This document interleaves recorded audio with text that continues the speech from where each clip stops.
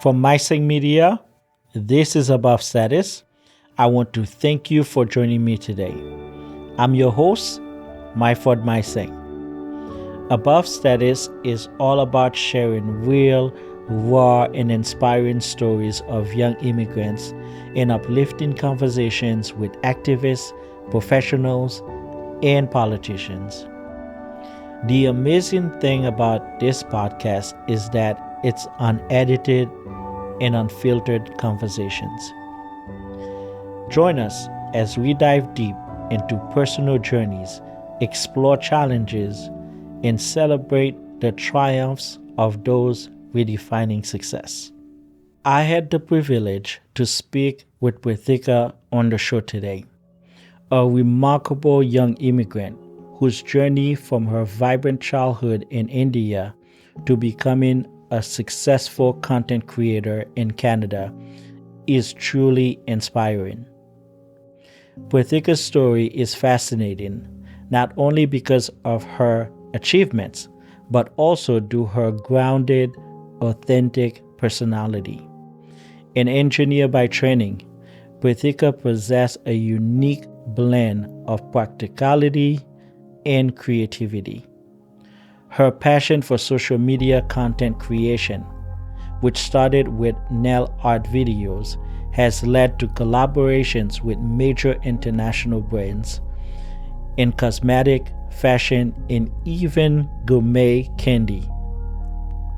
We chatted about her early years, her family bonds, and dreams that took her abroad. Prathika's time in Serbia during the COVID-19 on her way to Canada is truly fascinating.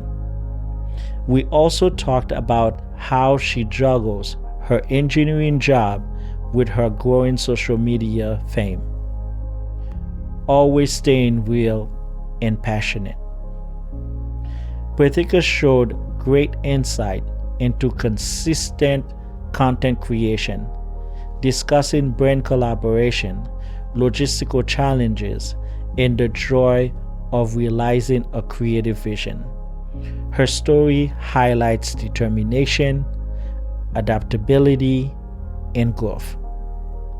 I really hoped our conversation was much longer. Prathika embodies the modern content creator, smart, sincere, and deeply engaging. Join us in this insightful episode as we explore the intersection of culture, career, and creativity through the eyes of an extraordinary young immigrant, making her mark both online and offline. Let's get into it. Welcome on the show today. Thank you for having me. It's gonna be an interesting conversation I because hope so. you are a very interesting person. So we're gonna dive right into it. All right. So tell me, what is one thing this week that dominated your thoughts? Oh, okay. One thing this week. It could be many. I mean, obviously there's a lot, but nothing crazy, I guess. Just about things to do this week and next week. I like have a runway show that I'm working for. So I Huh? had a rehearsal this morning for it.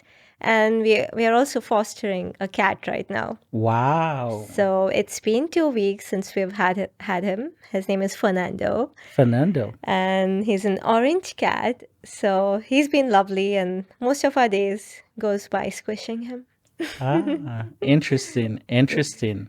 So let's start with your childhood.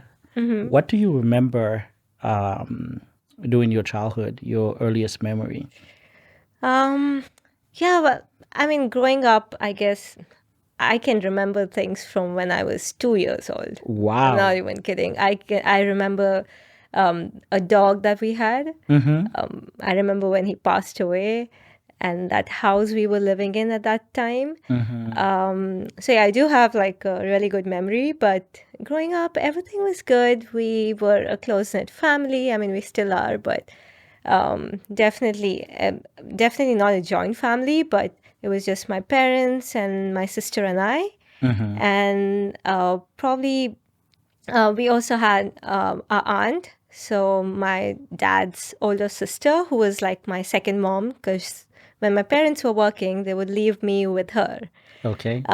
So she's really close to me as well. And we had a lot of cousins. Like both my parents' families are huge. Like there are 11 siblings and 6 siblings.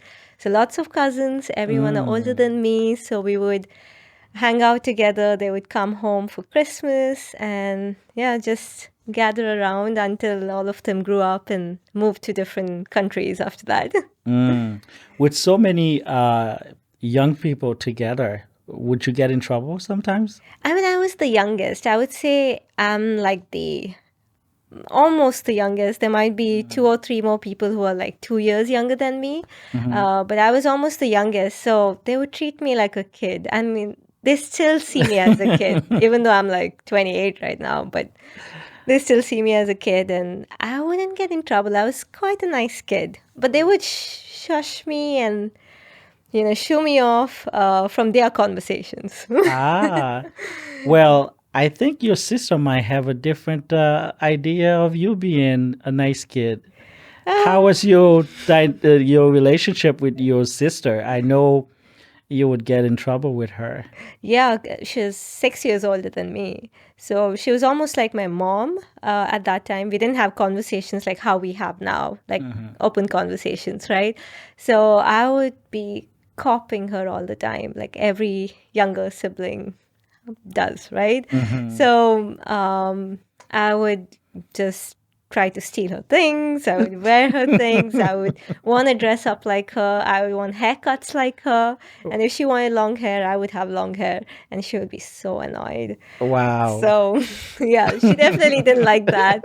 And we would quarrel a lot. She would scratch me. She had long nails. That's why I have long nails today. Wow, that's one And thing that carried over. yeah, definitely. And yeah, everything. I'm still going, like, even today, if I meet her, I'm still going through her makeup bag. Wow. Yeah, but now she doesn't care because I'm not going to steal it. Uh-huh. Uh-huh. But when I was younger, obviously, I would want to take everything she had. Would you lose her stuff all the time? I did. I did lose most of her important stuff. Like if she loved a earring, that's lost. But if she didn't, then it's okay. I would bring it back. So she would be really annoyed. She would complain to my parents, and they would have to bring her a new one then. Wow, wow. Did you guys go to school together? We did, but because we do have like a 6-year difference. Our primary back home in India, it's from first standard to 7th grade. So first grade to 7th grade. And when I was in the first grade, she was in the 7th grade. So she would take me to her class initially because we had like a 30-minute time difference. before school starts. So she would initially take me to her classroom, and I used to have like really chubby cheeks back then.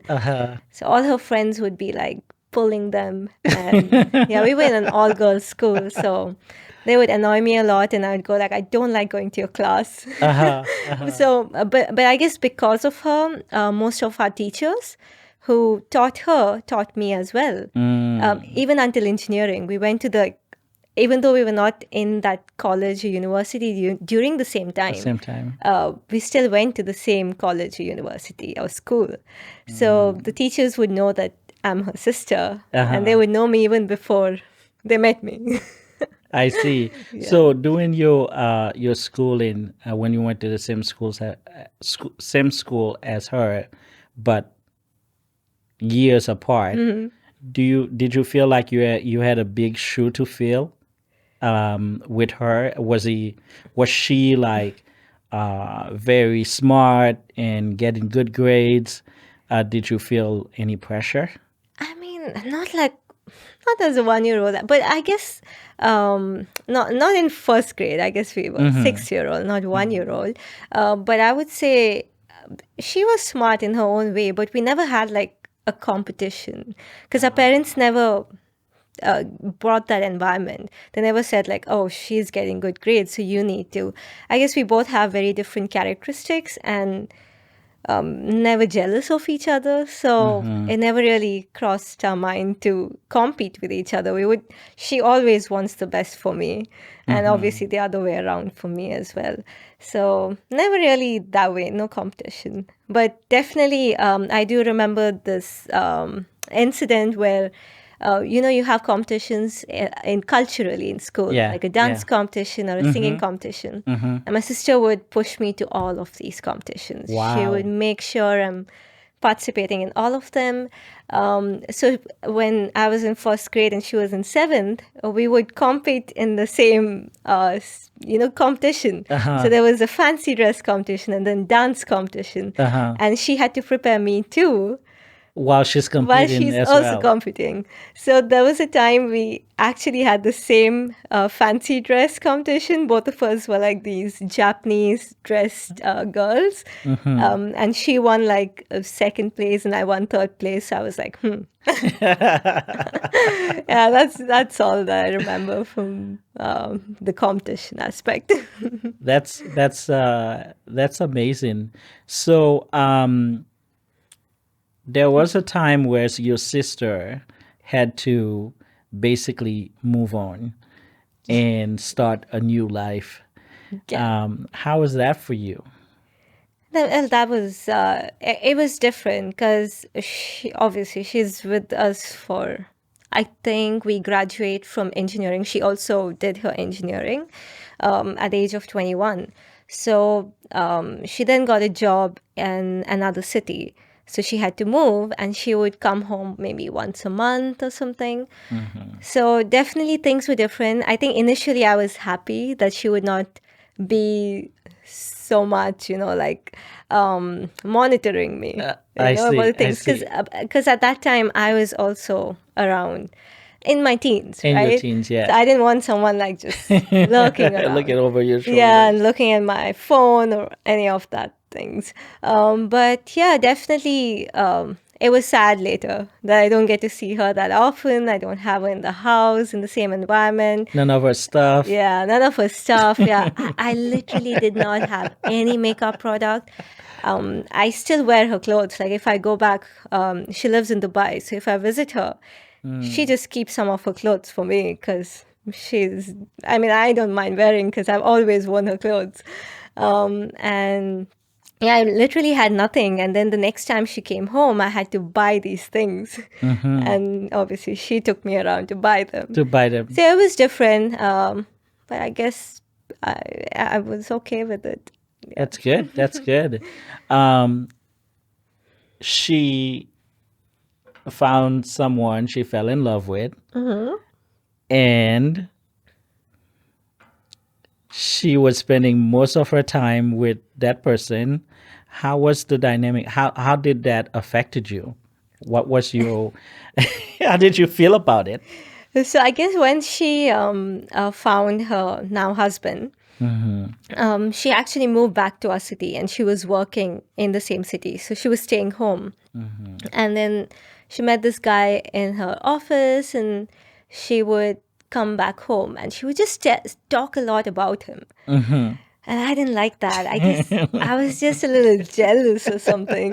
Like, I don't know if it happens to other younger siblings, Yeah. but you just feel like she was yours and now she's like talking so much about someone else. She's spending time with them. And yeah, so I really didn't like him initially. But then I met him and then he was really nice.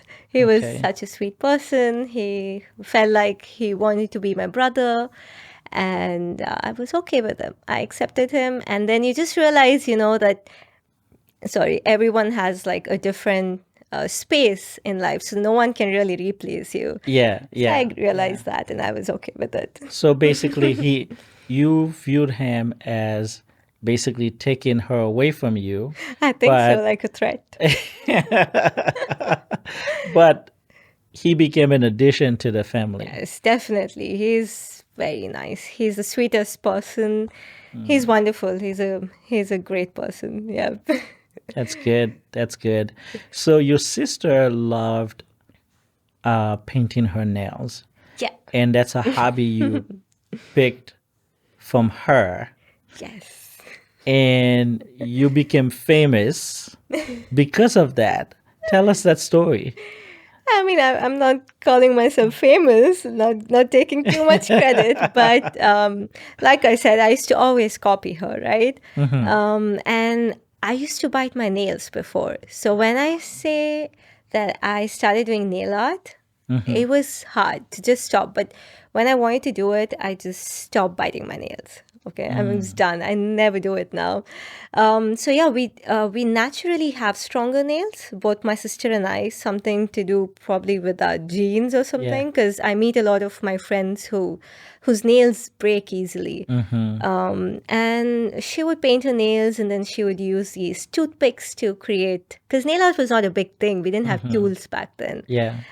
So she would use toothpicks to create these floral designs and stuff, and I would want to copy that. So I started copying it, and yeah, that's how I started doing nail art. And I believe your friends were asking you, Yeah. um, how did you do it? Instead of explaining, you went about it the most difficult way, which is creating videos, and that's how you became a social media influencer. Tell us a little bit Yeah. about that. So this was when I was doing my engineering. I was probably in my second year. So we have like 4 years in engineering. So I was in my second year, and I would do these fancy nail art and go to college. And my friends would be like, "Oh my God, that's so pretty. How did you do it?" And I would say, I'm gonna probably make a video because so many of them are asking me, but I didn't know where to post it. I mean, Instagram was there, but it was not like a big thing back then. Yeah, it It was wasn't just, video based either. yeah, It was the only video photos. was just like, I guess, really short amount of time back then. It wasn't a big thing, but mostly it was pictures because it was gram, right? Yeah, yeah. You click pictures. And my friend and I, we just wanted to take up a project to create a website. Just some engineering things. Uh-huh. So we thought we'll create a website using WordPress and write a blog. So I said, "Oh, I'm good at nail art," and she said she's good at crafts. Uh-huh. So we thought we'll name the blog Nails and Crafts. So we did that, and I wrote my first blog kind of thing, where how to create a leopard print nail art. Okay. So I wrote the steps, and then in the end, I found a place where you could just upload a video. And I thought, this is like crazy. I can link a YouTube video into this. So I thought, why not just create a video? So my friend was literally, we don't have tripods here, and our phone quality was definitely not that great. She was actually holding her phone up here, and then I was painting my nails. Then we would stop, and then I wait for my nails to dry, and then go to the next step. So we did the whole step that I wrote. We literally started from the base coat, ended with the top coat, and then we edited the video, and then we uploaded it on YouTube. So that's literally my first YouTube video. YouTube video. And it's still there. So if you go to YouTube with search for my name, you can still find that as a first video. It's like a 30-second video. And my nails were so short back then.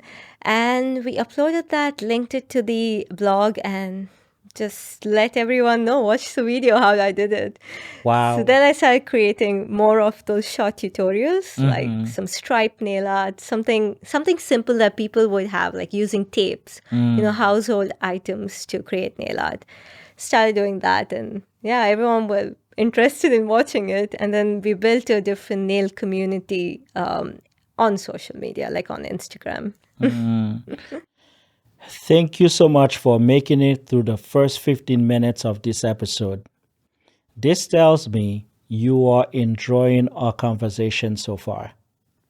But as always, I have a quick favor to ask. Please pause now, take a 2-minute break to like and subscribe to our podcast. After you finish this episode, I would love if you could tell us what you think of our show. Your support helps us share these powerful stories and reach even more people.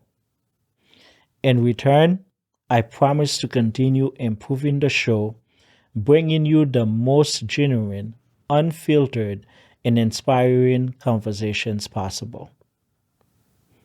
If you or anyone you know would like to share your unique story, we would love to have you on the podcast. Please send us a message on your favorite social media platform at above status. So how long did that 30-second video took planning Oh to my God. editing? I think it took around probably an hour. I'm usually good at editing and stuff, even back then. Like, I just have this creative mind of, editing or getting things done, or crafts and thing like that. So, yeah, it was pretty. Not that hard, but obviously it took longer because 30 seconds and then 60 minutes on it. Yeah, It's a yeah. lot of time. So I still remember I used this video editor called Wondershare Filmora. It's still a really good editor today, but I was using the cracked version back then. We didn't want to spend any money. So that's how we. Yeah, it definitely took a longer time, but it was motivating just because people actually loved watching it. I see. So how did that snowball to today where you create content? We will get back into the content creation in detail, but how did that snowball to you picking up the camera every now and then to from that one video? How did that escalate? Okay, so it all, I guess the motivation comes from brands contacting you and sending you products.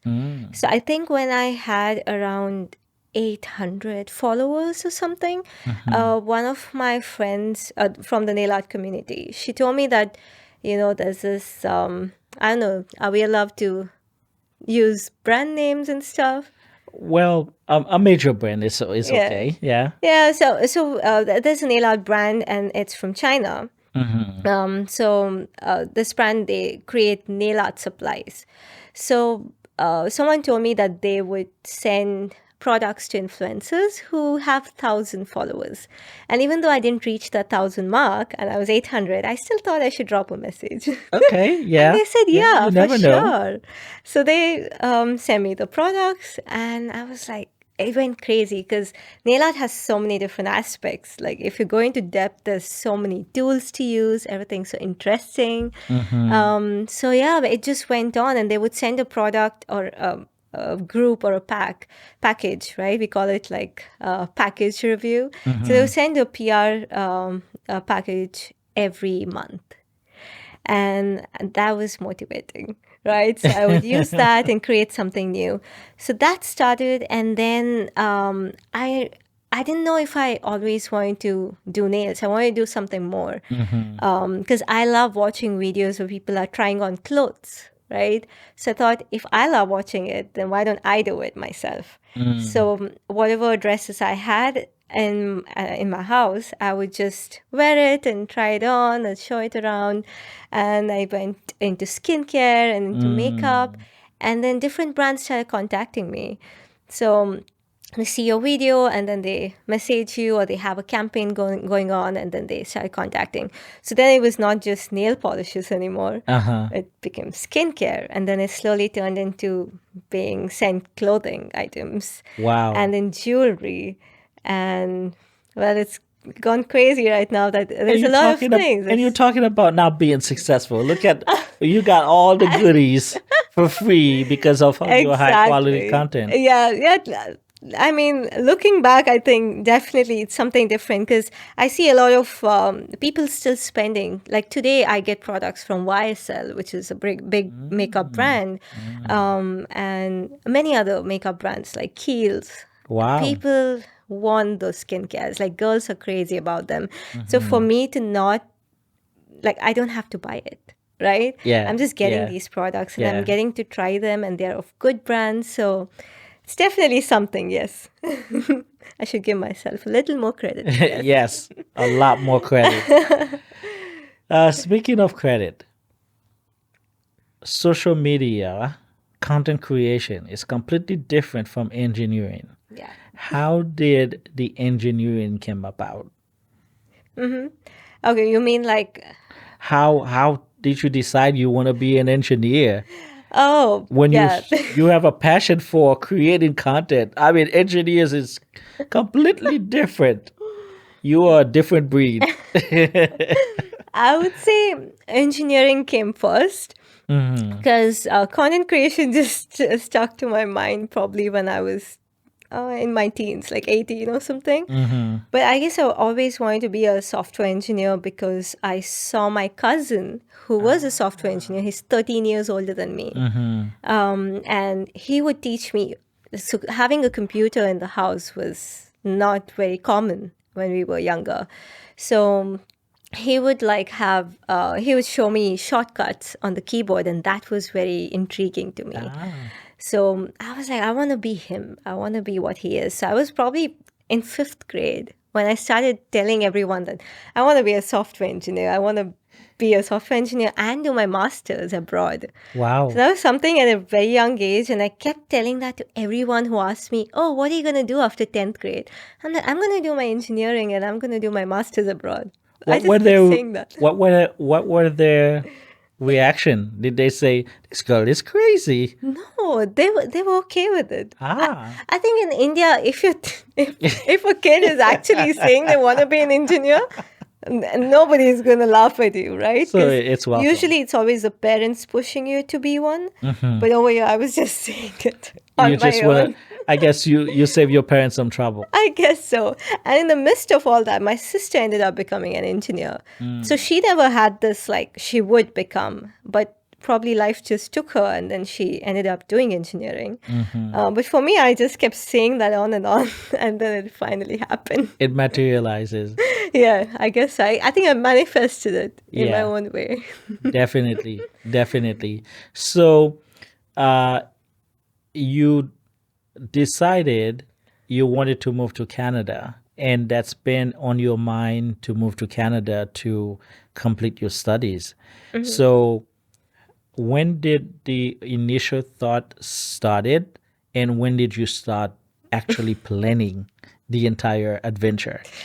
Okay, so I would say when I was saying I want to do my master's abroad, like I Mm-hmm. started saying that when I was in fifth grade, right? Mm-hmm. The abroad didn't mean Canada only. Okay. Yeah. Okay. But it didn't mean the Gulf. I knew for sure I wanted to go somewhere in the West Mm-hmm. or Europe.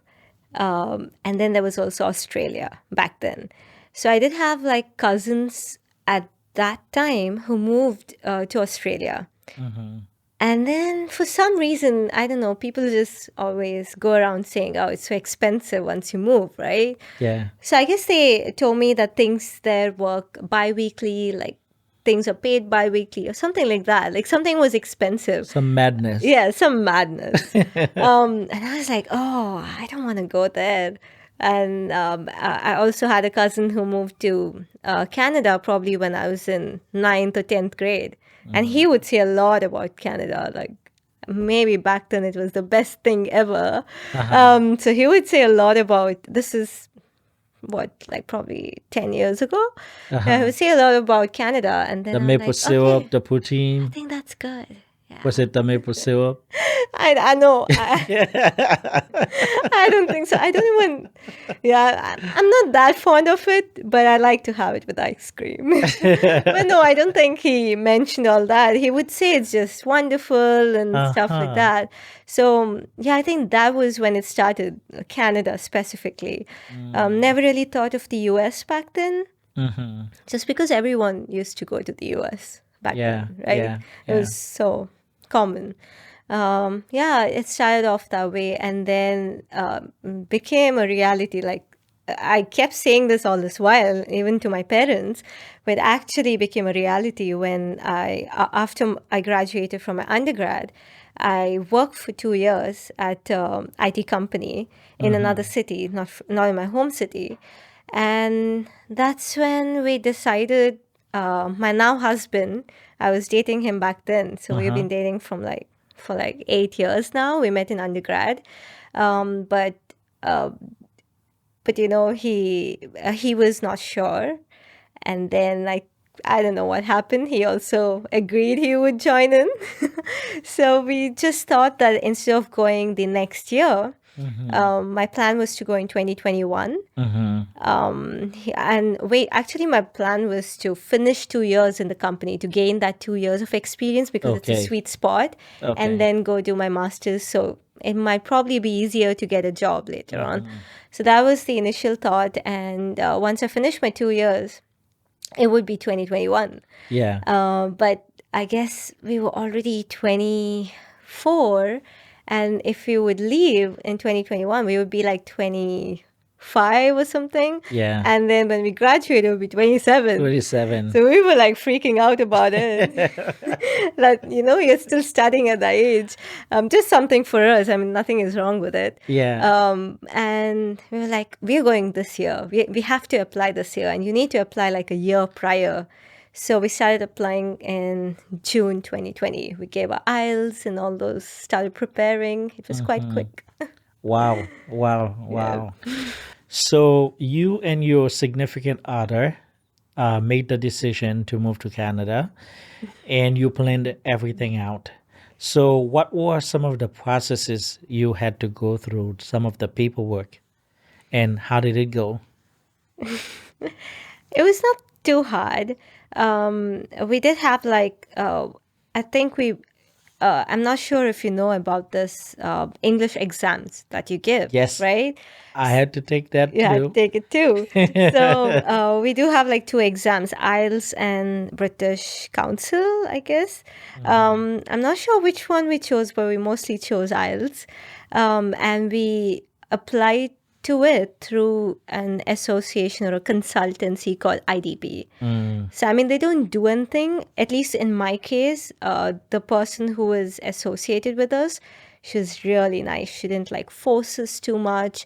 She was not like trying to scam us, I guess, because I've heard stories. I've heard like several stories from different places, but yeah, so it was like okay for us. She was really helpful. She explained to us that you need these documents, you need to apply to at least these many universities to see that you're going to get through. And we both were in different streams. Like I come from a computer science background, whereas he comes from mechanical background, from mechanical engineering. So our courses would be different, and we had two options. Like it's hard like this is probably 3 years ago, right? So it's hard for a computer science engineer to get into universities here. Like it's a little competitive because at least back then, everyone was saying that the best thing to do in Canada was IT. So, yeah, there was a lot of rush into these universities, whereas it was probably a little easier to get into a mechanical engineering course. Okay. But it's the other way around in Germany because it's known for mechanical engineers. So we started applying to universities only. We were very sure that we wanted to do our masters in a university and not do like a postgraduate diploma or something. And we had choices. Okay, we were picky. We didn't want to apply to any university at all. Fancy. Yes, but not obviously. You can apply to all the top universities, but it's not that easy to get into them. So we did apply to quite a few, like 7, I would say, and he got into 2 universities, and his application got accepted much faster than mine. 10 years. So we were panicking at that point. Uh-oh. I was like, I'm not going to be getting accepted. And then I got accepted into a university that I didn't go to. And then finally going to the university that I studied in, which is in Montreal, and it's Concordia University. So he also got into the same university, and he got into another one as well. So our timing was pretty crazy because we started applying for the universities in September 2020. No idea what COVID is, right? No one No knew. one expected it. And December 2020, I think China had their first outbreak. I remember because I was into that news. And then it started spreading everywhere. And March 2021, India had their first case, and it went crazy. There was lockdowns. We were stuck in another city, and we were supposed to start our studies in September 2021. Wow. But it was very uncertain because our study visas weren't yet there, because they had to shut down all the visa offices in Yes. India. So there's Yes. no one processing the applications, right? So we were not that confident to start studying online without having a study visa, even though our application seems normal. Yeah. We didn't have any application that was like very complicated. It was just a normal application. So we were pretty confident it'll get accepted, but you'd never know, right?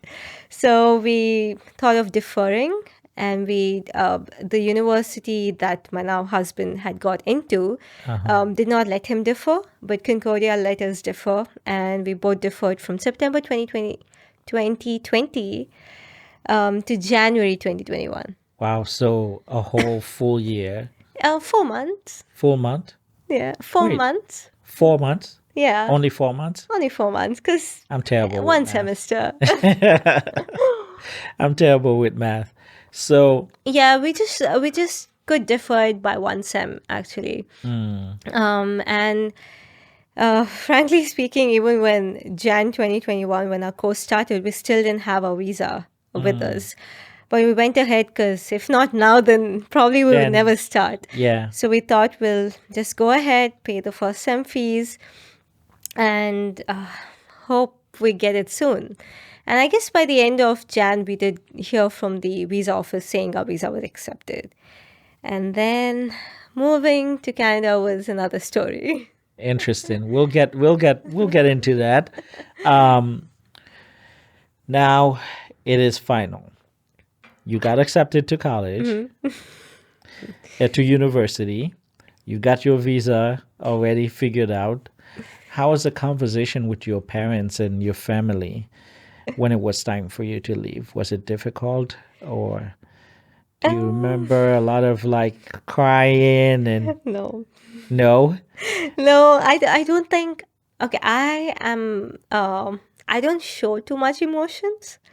Okay, like especially things that make me cry, I guess, or make me sad or weak, I guess. So I don't really show too much of my emotions, and my parents wouldn't do that either, because they feel like they would stop us, right? It's like pulling you down. Yes, Because yes, if yes, they are yes. emotional, then you become emotional. So, plus, it was not something that we were just planning, and we just moved in January. We Yeah. actually finished 2 semesters in India. Yeah. So by that time, we were really freaked out, and we were like, we have to be going to Canada right now, because this doesn't seem okay. It's going to cause issues later. So they were also like, okay, there's no time to be emotional here. Uh-huh. It's time You need to go for go. it. You need to go. Yeah, so I guess the first time was not as hard as the second time. The second time, going back home is always hard, because now you know how life is going to be coming back, right? Yeah. So, yeah, that's hard. But I guess they were more, they didn't know. I mean, they might have known, but then we didn't have an open conversation that the guy I was going with is my boyfriend back then.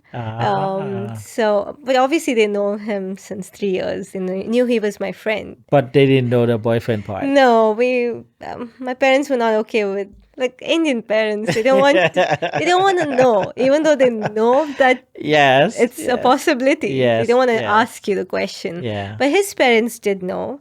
And we also had another girl who accompanied us over here, because we met in my class, like online, and she is from our city. So we 3 of us met at the airport, and then we went together. Yeah, my parents were okay, because they felt that I would be safer because he was there as well. And they know he's not a crazy person. They know he's Yeah. much more sane and mature, I guess. Yeah. Yeah. And you got to the airport. You have everything you need from India. You are traveling to Canada. Yeah, we were Did not it go up? traveling to Canada. Did it go according to plan? No. Tell me more. So I guess at that time, so this is 2 semesters after January. So that's mostly April, and then April, May, June, July, somewhere in August. Yeah. So we almost booked our flights and rescheduled them 3 times because we were about to go in April. We almost found a place to rent in Montreal. We were this close to signing the Sign the lease, lease. and we signed the lease. A friend of ours over here paid like a $250 deposit, and she went saw the house and all of that. And then we had to cancel it 2 days later What happened? because of the travel restrictions. So India had a lot of COVID cases, and you know our population, right? So it's going to be huge, Yes. obviously. Yes. So we did have a lot of cases. All the countries put a ban saying you cannot have flights traveling in from India. And India also banned traveling because it would cause a lot of issues with people coming in and going Yeah. out. So that was in April. So then we moved it to July. And then the same thing happened. The travel restriction extended for another 10 days. And then we had to again extend it. And this was around August 1st or 2nd, somewhere around that, the beginning of August. And we were about to travel. And we were almost a week or 2 weeks prior to traveling to Canada, right? And Canada said that we could not travel directly. We have to travel through a third country or a middle country. And that country you should quarantine in that country. Like at least for a day or two, do the tests, and then go to Canada. So did you choose Barbados? No, people Some were Caribbean choosing the countries? weirdest countries. Ah. People were choosing Ethiopia. Mexico was pretty common, I guess. Okay. And there was this country called Serbia, right? Now, I'm good at geography. Not too good, but not too good at world geography. Maybe geography in my country because it's big enough. But then when we first heard of Serbia, we were like, What is that? where is Serbia? I'm not going to Russia because we thought it was like Siberia or something. And and we were like, that doesn't seem safe. I don't think we want to go there. And then we spoke to someone who went to Serbia, and we realized it's in Europe. Obviously, we Googled it and stuff, and it's in the Eastern Europe. Yeah. And we don't need visas because if you're an Indian citizen, then it's a visa-free country. Yeah. And we were like, okay, well, we'll go. We'll quarantine for a day and then go to Canada. And everything seemed okay. We even booked our Airbnb for a night. And then a week prior to traveling to Canada, Serbia put a restriction on Indian citizens. I don't know if there was any other citizens involved, but at least from my knowledge, it was Indian citizens because a lot of them were choosing their route to travel back. People were stuck, right? They had to travel back to their home. Yes. So they System put a overload. restriction saying that you have to quarantine for 7 days in Serbia. Wow. Yeah, that was crazy. We were like, are we supposed to be doing this now? Are we sure it's safe? Are we sure it's okay? How crazy is the quarantine? And what if you end up getting COVID? Because you have to do the test on the first day and then do another test on the 7th day before traveling. Yeah. We were so freaked out. And frankly speaking, it wasn't that bad. It wasn't that bad. It was one of the best things that happened to us. Wow. So because the was it cold? quarantine was different. No, it was August, perfect summer months. The best thing that happened, we got to actually roam around. Wow. Because Serbia is a different country. I feel these restrictions were mostly done probably for tourism, like increasing tourism and getting an inflow of money in there. It was quarantine, yes, but there was no restriction. Like even the Airbnb people were never allowed to do anything. No one told us anything when we landed. So there's nothing going on. We had to do our tests and then go to our Airbnb. No restrictions on getting food to your. You could go out and eat. Mm. So we actually had a great time at Serbia. It Wow. was wonderful. Wow. Yeah. So leaving Serbia to make it to Canada, tell us what you faced. Was it exactly what you expected, and how was it different? So I guess our first thoughts, Serbia was so beautiful. And I would say it's my first international travel. And Serbia was amazing. Like the people there were good, the food, the roads were super clean, like so clean. Wow. And people know how to party there. Like it's a weekday and they're partying. We were in an Airbnb, or it was called Villa, so it was next to a lake. And when we landed in Montreal, our first thought was like, What is this? "What? This doesn't seem like Canada."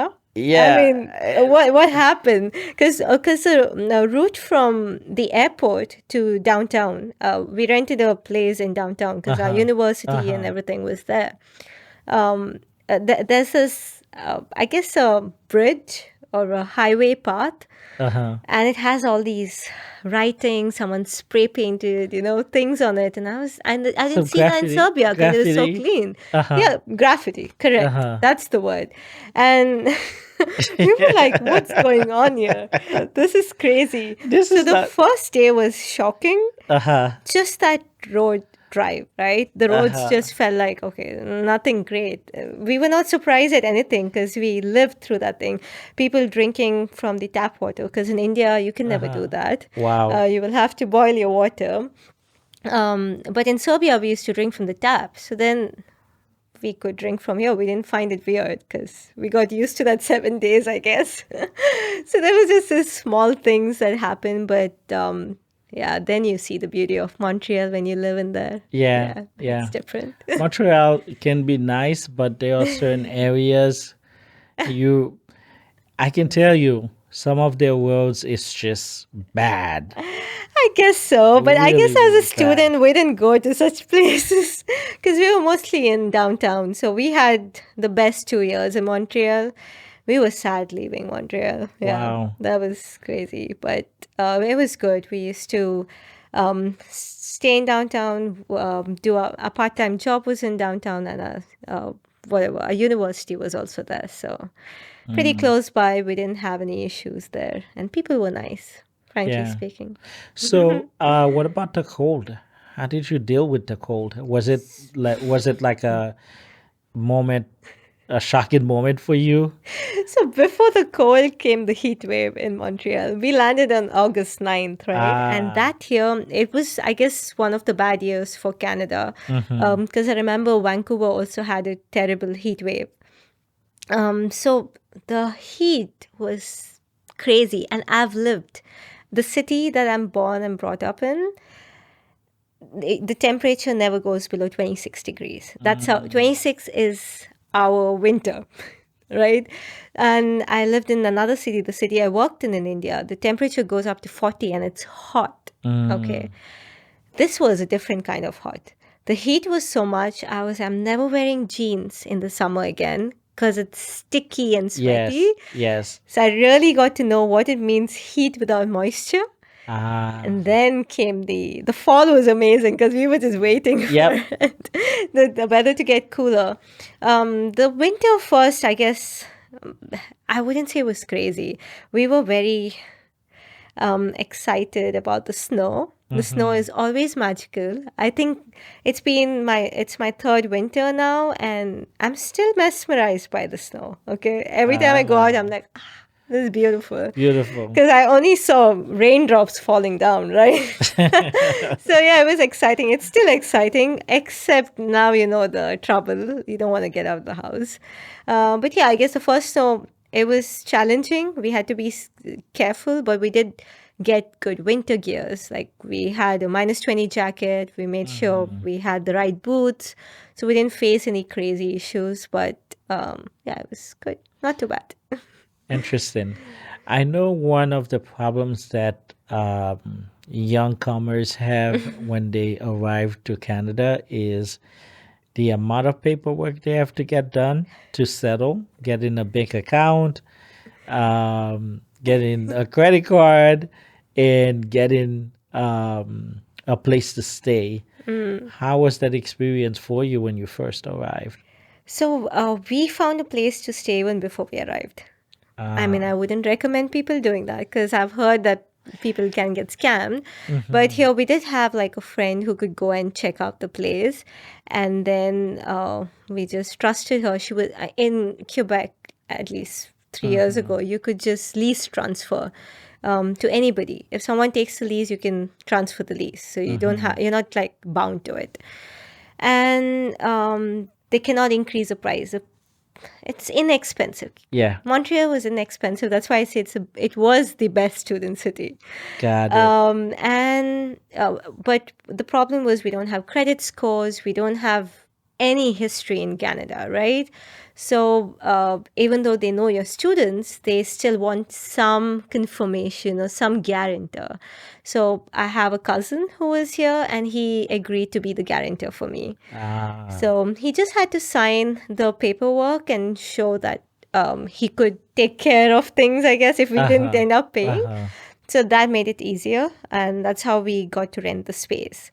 And once we arrived, I guess it was pretty simple. Everyone were helpful. We went to the bank, got a bank set up, took an hour or something. The people were great. We got our credit cards. I think we did it all in like within a week. And it was the best time because we finished 2 semesters, so probably saved up on rent and food and everything, right? And when we moved, we had like a 10-day buffer.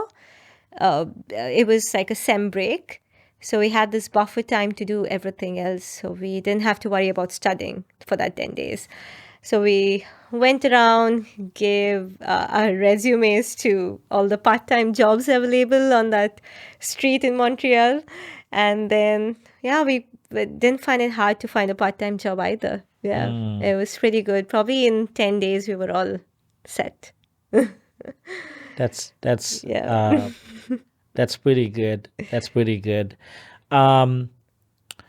Let's dive deep into your social media star level. So, how do you find brands that would sponsor your videos or send you products? How do you go about that?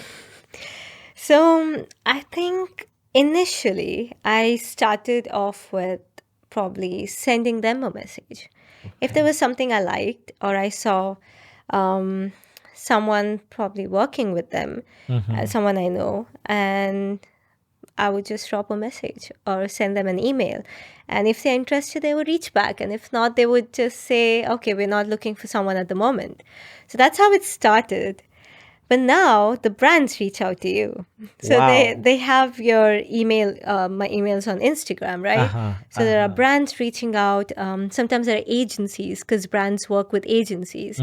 And those agencies reach out on behalf of them and then they give you this quote of whatever the deliverables are, whatever the price is, and different platforms.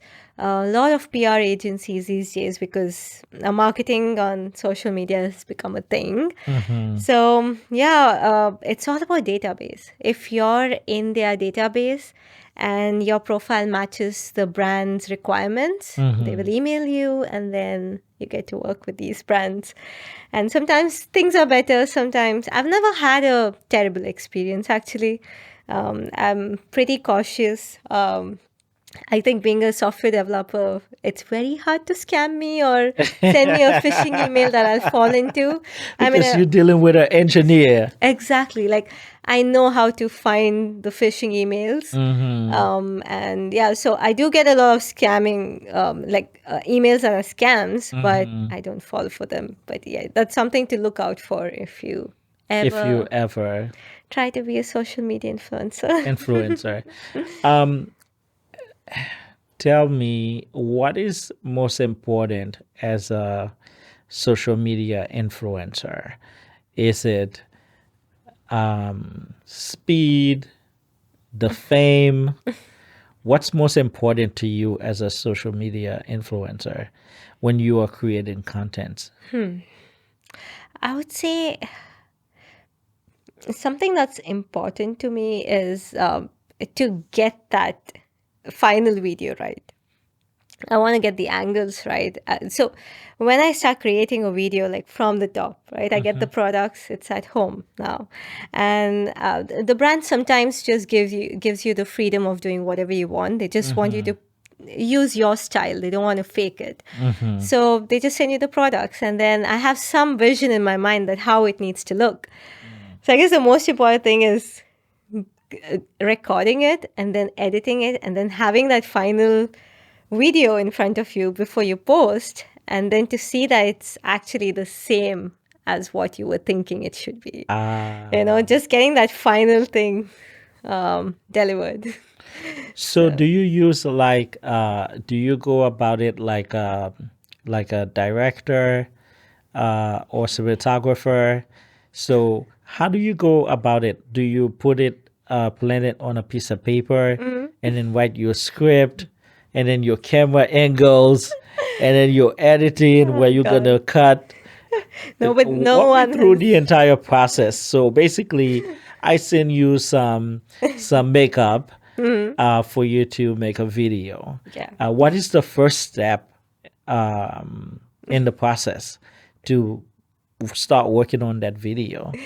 Okay, so frankly speaking, you're everything. You're directing, you're the scriptwriter, you're the editor, and you're the face of it, right? But I do have my husband who sometimes can give me an extra hand, especially during weekends.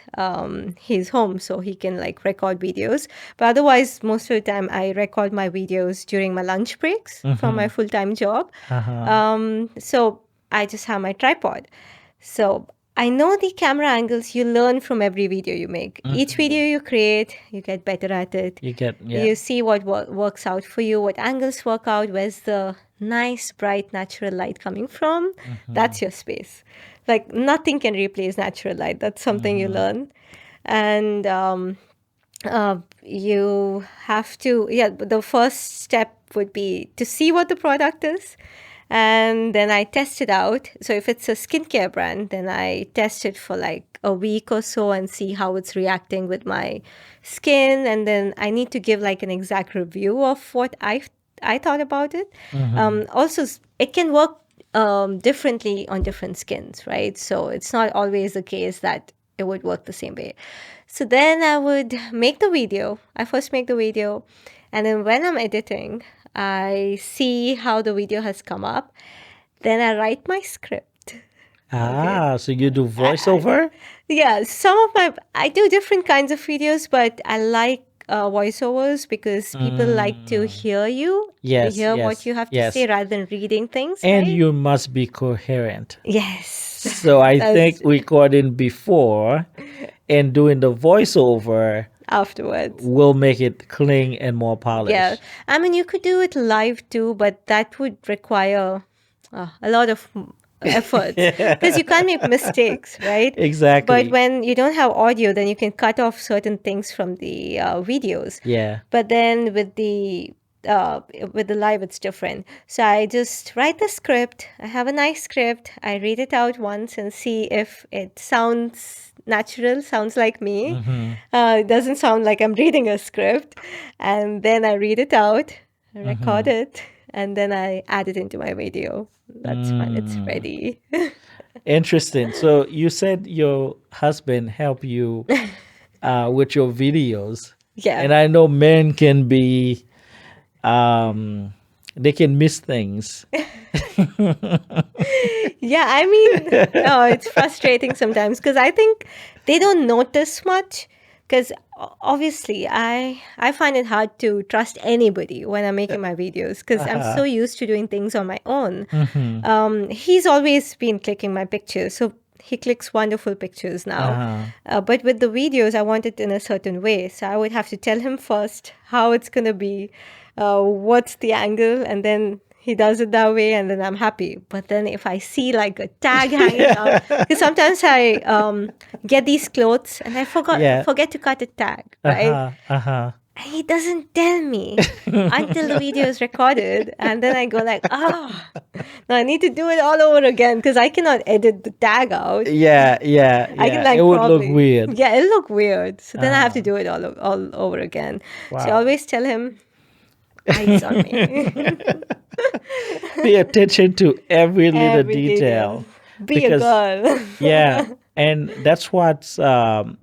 this is what separate a good social media influencer and content creator from a meager one is the attention to Yeah, detail, the definitely. minute little details. Sometimes I watch some content creators' content, and I'm like, your mic has hair on it.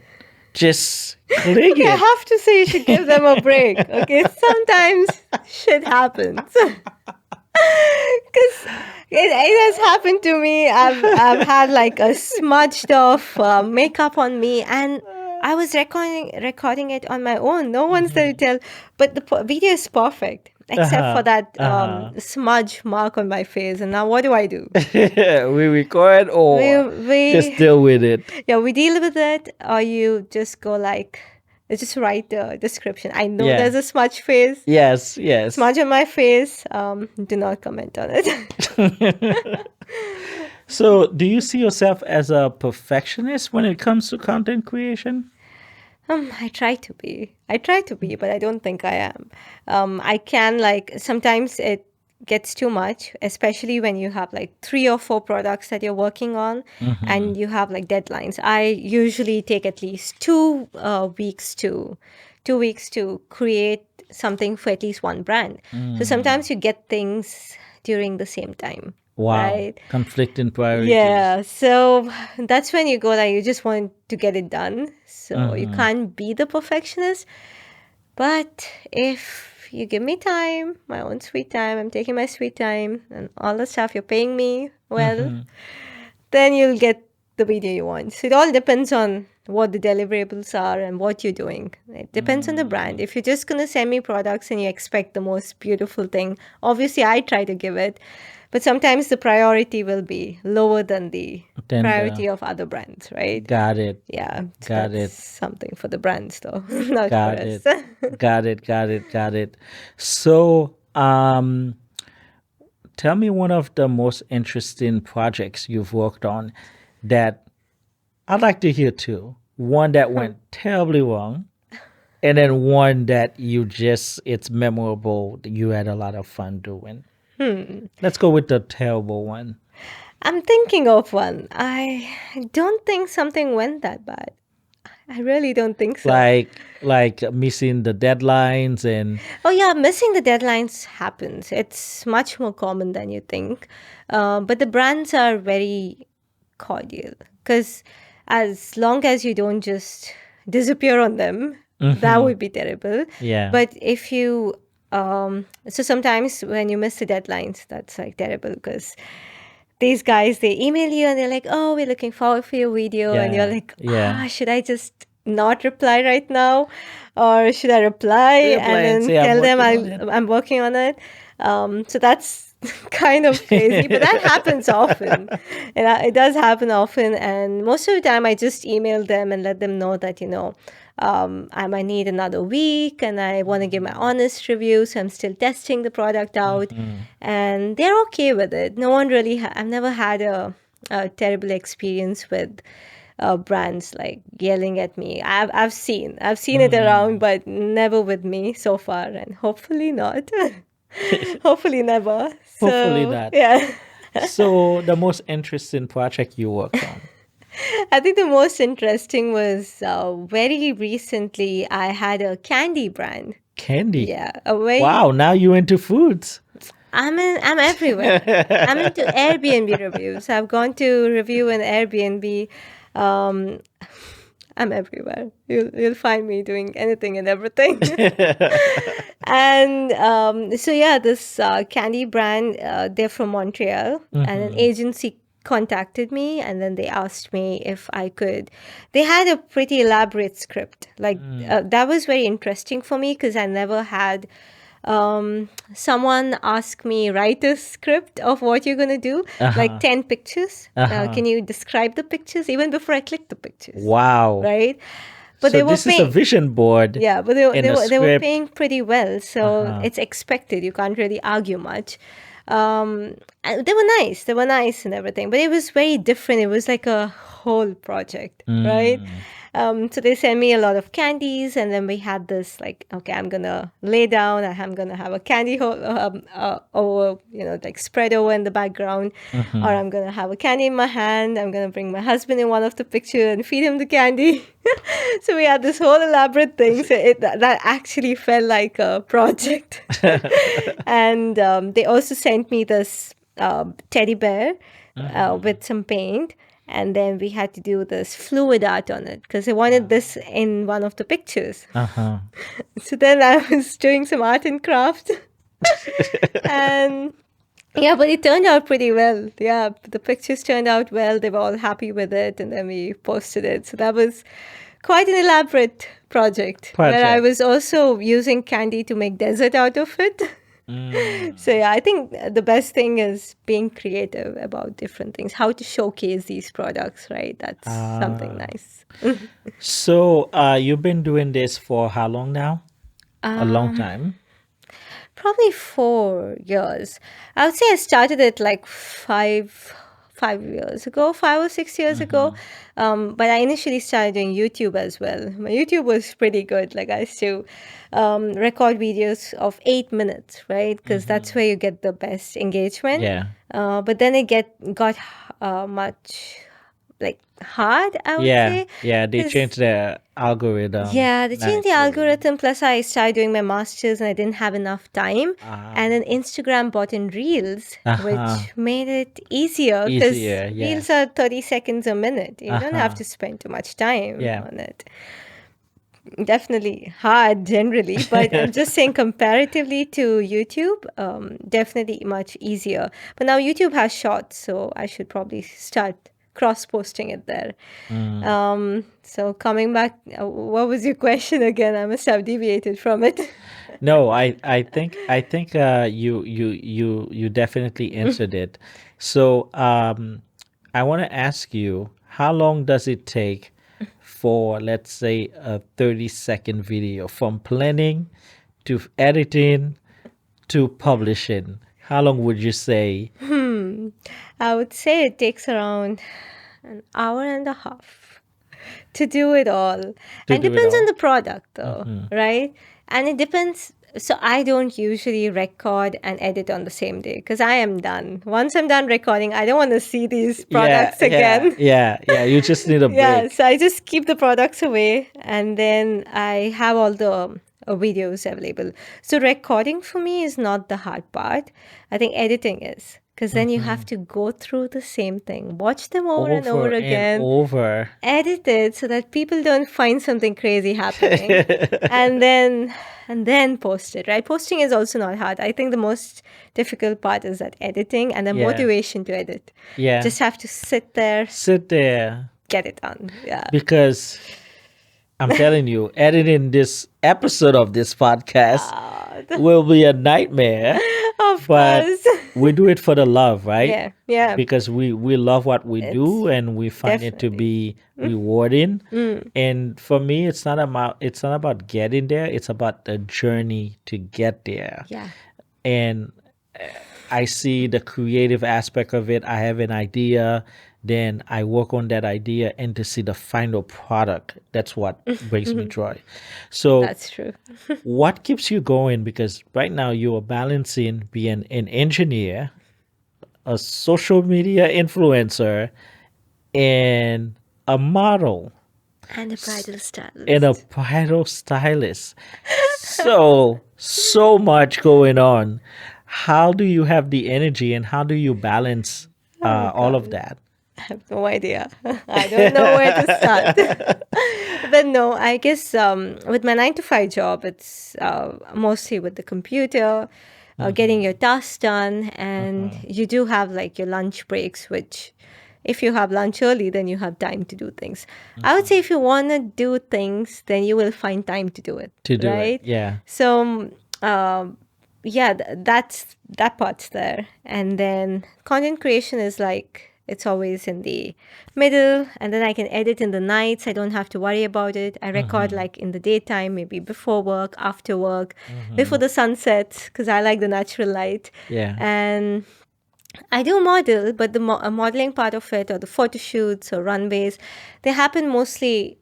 No, they don't always happen. You have like a set date, probably some weekends, one of the dates, and you get booked like a month prior and stuff, so you can save that date for them. So that's different. And the bridal stylist thing just came up probably 4 or 5 months ago. So my friend owns a bridal store in Kingston. And yeah, she's allowed me to tell the name of the store as well. Sure. She's like, go ahead. I'll be listening to the podcast. So it's Yes. called If you're in Kingston, go get your Yes, wedding dress get your there. wedding dress from Moxie and mine.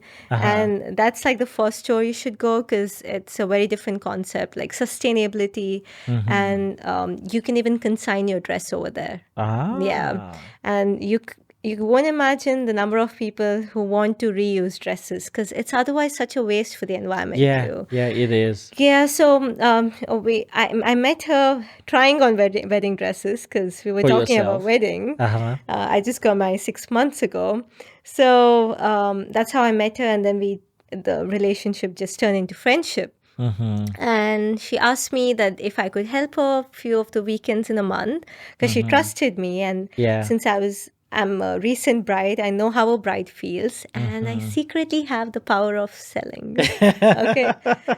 So, yeah, and I said, why not? I'll try. I love selling things.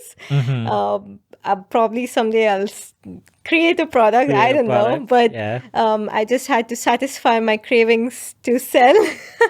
And I thought, why not? This is perfect. You get to meet new people, get to speak to new people. And I do that like twice a month. And I guess I've met some of the loveliest brides. Everyone's so happy. They enjoyed that experience of, just the bridal experience. So, how was your first day um, selling wedding dresses It go? was wonderful. I mean, Kendra, the owner, she was like, "You're a natural," because I had 4 appointments the first day, and that's like that's the most you can have, like 4 or 5 appointments. And one of the appointments were 3 brides together. They were 3 best friends who came in together, and I sold 4 dresses. Wow. Yeah. To one Different or people. two? So the first appointment, and then the second appointment, and 2 in that third appointment with the triple Ah, brides. I see. I And I see. was like, okay. And she was pretty impressed. She's like, okay, you're not going anywhere now. And I think it's going great. I can like probably sell 2 dresses a day for sure, which is a lot for bridal dresses, I guess. But yeah, I'm just new here. Interesting. When I see your social media posts, and I know you already got married, and then I see you on another wedding dress, I'm like, what is going on here? I was like, why is she having a different wedding dress on? Is she having another wedding? So, Yeah, I call myself the forever bride. I'm always going to be a bride, mostly because I model for bridal dresses as well, right? So sometimes I drag my husband to photo shoots. They want like a wedding photo shoot where it's like a content creation shoot. And we had one before our wedding where I was wearing this wedding dress. It was a whole wedding. People started congratulating us because it was in a wow. winery, had a cake, had the decorations, everything But it was was all ready. staged. It was all staged. We just needed an officiant. We could have got married that day. Wow. I was next to the lake, so the pictures turned out really beautiful. And yeah, so, and obviously, since she has the bridal store, and I try out the gowns for her social media too. And yeah, that's how I ended up being a forever Wow. bride, I guess. Wow. We still have a reception coming up this July, Uh-huh. which is back home in India. So I'm gonna still wear. I'm still a bride.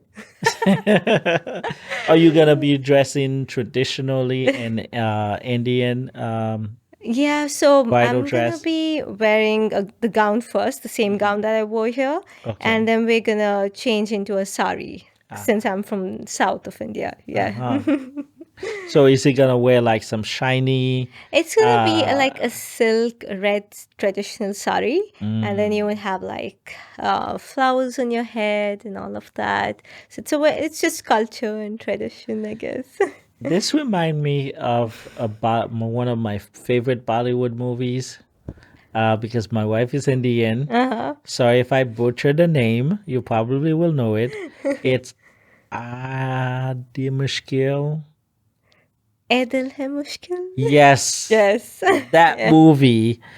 My favorite. I think I'm gonna get one of those suits that Ooh, what's his name, Ranbir. Ranbir. He Yeah. was wearing it when he was singing Chana Media. Yeah. Yeah. Yes. I mean, it's a very different outfit, right? So your It's red fun. dress will look like hers. I really don't remember what she was Yeah, she wearing. was wearing a Yeah. red, but she I think changed she in was so wearing many. a lehenga or something. I'm not Mm. sure because that was mostly in the north part of India, and Uh-huh. that outfit is definitely different. In the south, Ah. it's called a sari. Like you can probably look it up, but Uh-huh. it's I don't know. We always say 6 yards of elegance. It's just a huge piece of cloth which you drape around and then just Wow. yeah, drape it on your So, shoulder. what is a minimum, the smallest size wedding? I know you're gonna have a small size wedding reception. Oh, the So, main how reason many we got people? married here is so that our parents cannot call 1,000 people, right? So now they Ah, can say they're married already, and we're just having a get together, uh-huh. right? So, but we're still gonna have, since I mentioned earlier that I have a huge family, both Mm-hmm. sides, so we have to invite all our All family of them. and his family. So we would have 400 to max 500. Wow. That is That's a decent pretty for small India. wedding. I know it's crazy for here, but yeah, that's the smallest because I've heard people having 700, 800, and then 1,000. No ways, I'm not doing that. Interesting. So I know how the social media megastar started. Um, what led to the modeling? Well, I always like to click photos, like pictures, Uh-huh. all the time.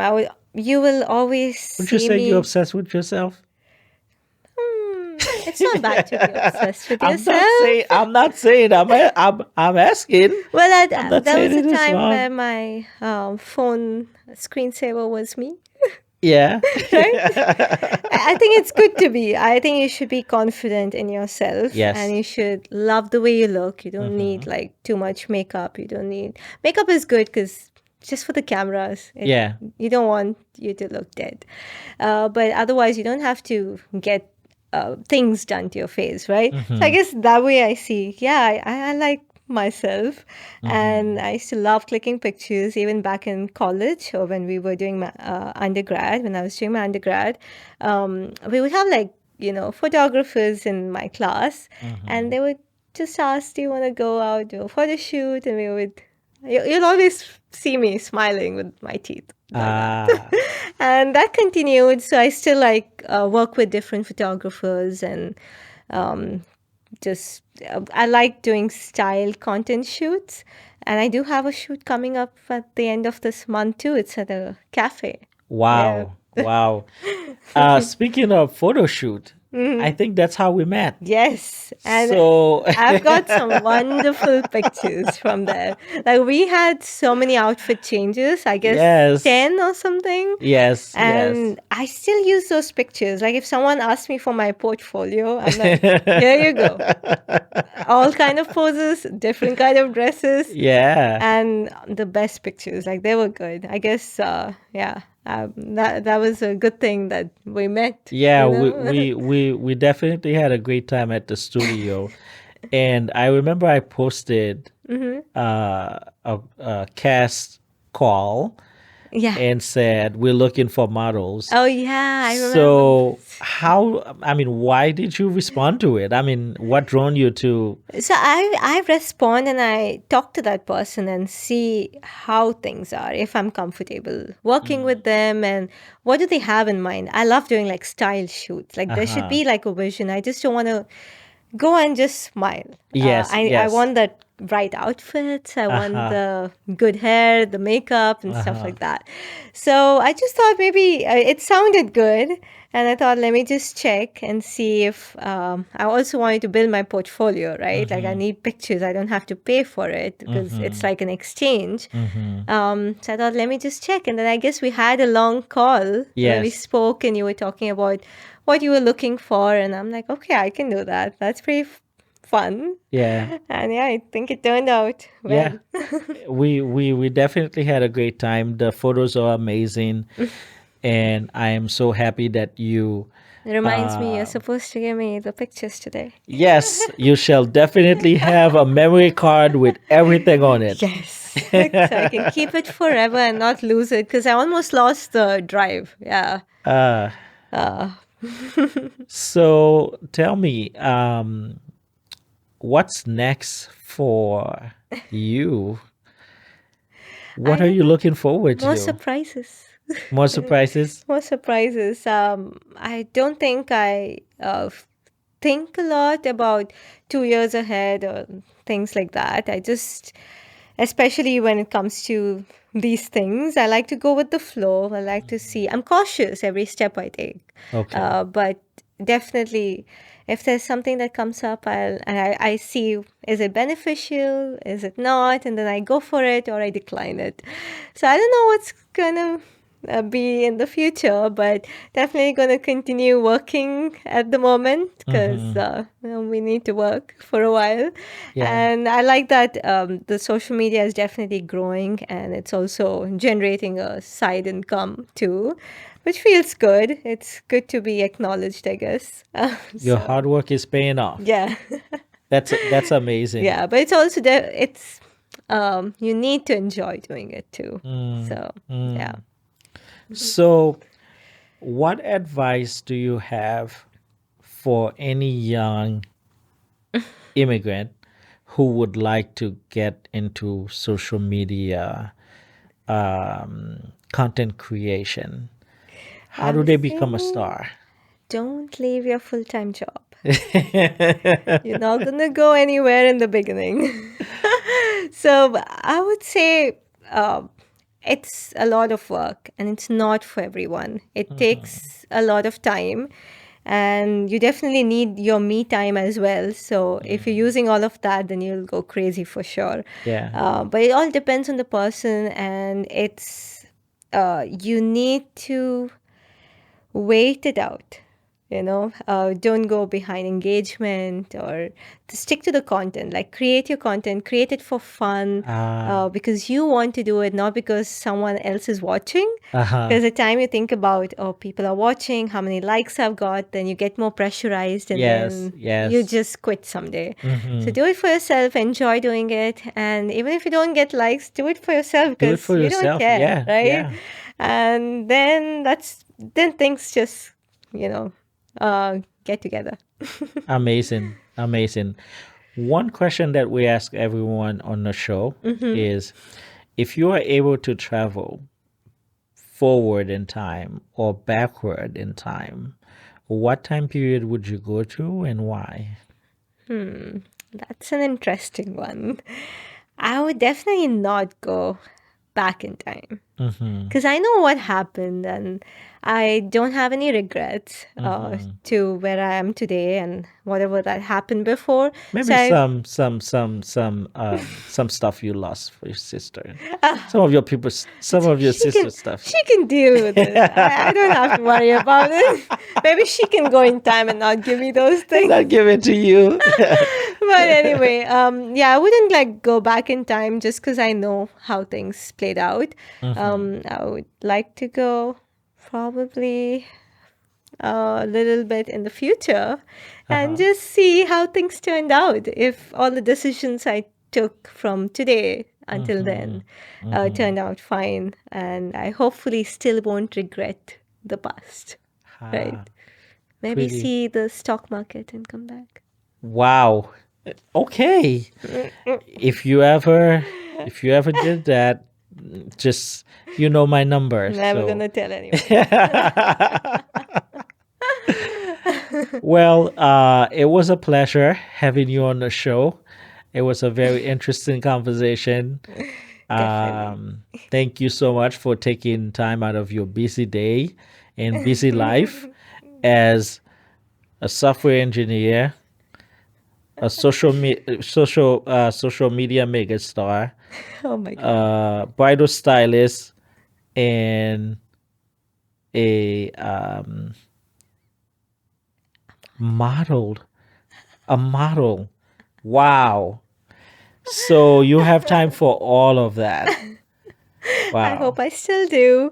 But thank you for having me as well. I guess I did enjoy a lot. I got to know more about myself. And yeah, I do feel I should give myself a little more credit than what I think otherwise. There you go. This is the purpose of the show is to have natural conversation and Yeah. discover like each other and understanding yourself and me understanding myself more. So thank you once again. Thank It you was a as well. pleasure having you. And that's it for this episode of Above Status. Thank you for joining us on this incredible journey. I'm your host, Myford Mysing. Above Status is a Mysing Media production, and our theme music is by Steve DeHady. A major thank you to Dominic for helping make this show possible. If you enjoyed today's show, we would love to hear from you. Please take a moment to leave us a written review wherever you are listening or watching. On Apple Podcasts, Spotify, YouTube, or any other platform where you get your podcasts. Your feedback doesn't just help us grow, it helps more people discover these powerful immigrant stories and uplifting conversations. Don't forget to subscribe, share this episode with someone who needs to hear it, and follow us on social media at Above Status for even more content. If you or anyone you know would like to share your unique story, we would love to have you on the podcast. Please send us a message on your favorite social media platform at Above Status. Come back next week for a brand new episode. Remember, no matter where you are or what challenges you face, to stay above status.